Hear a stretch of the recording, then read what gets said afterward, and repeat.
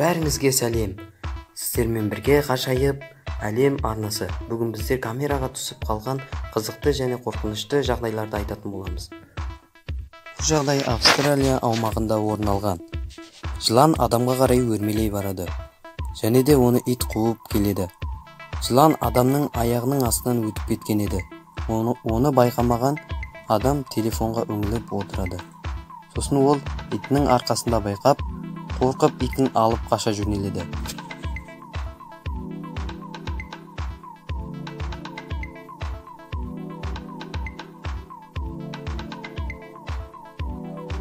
Ал екінші жағдай, бұл қыз өз залында билеп жүрген болатын. Ол қатты шаршап, жерге отырып, дем алмақшы болады. Және де дем алып отқанда артындағы айнадағы дене өздігінен қимылдай жөнеледі. Оны алдыңғыдағы айнадан байқаған қыз қорықпастан, саспастан тұрады да қашып залдан шығып кетеді.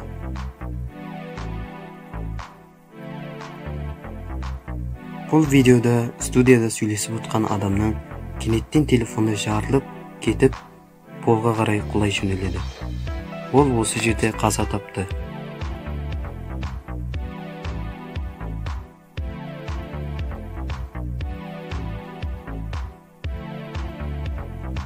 Бұл ақштағы үйлердің бірінде орналасқан камераға түсіп қалған ұрлықшылар. Олар үйге адам өлтіру үшін кірген еді. Және де мына баланың аузында пышақ тұрғанын байқаймыз.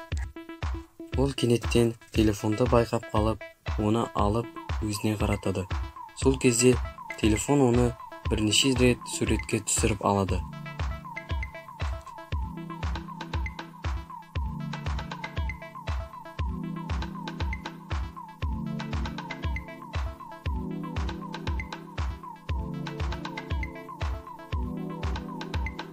Бұл жағдай, бұл музейге орнатылған камераға түсіп қалған қорқынышты жағдай.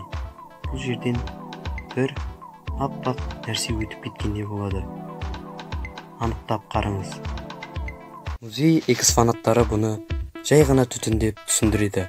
Ал сіз не нәрсе деп ойлайсыз? Комментке жазып кетіңіз. Бұл жағдай автобуста орналасқан камераға түсіп қалған болатын. Кенеттен киік автобус ішіне кіріп кетеді. Иесін жоғалтқан киік әр жүгіріп, бер жүгіріп, автобустан шыға алмады. Сосын автобус иесі есікті ашып, киікті шығарып жіберді.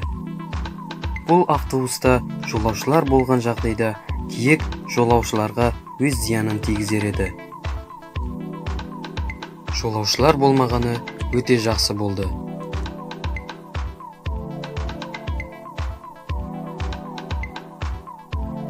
Ал жетінші жағдай Үндістанда орын алған. Орманнан қашып келген қабылан үйдің есігінің алдында кірмекші болып тұрады. Алайда оны байқап қойған ит үріп, оны қуып жібереді. Егер сол кезде ит үрмегенде, адамдар тірі қалмас еді.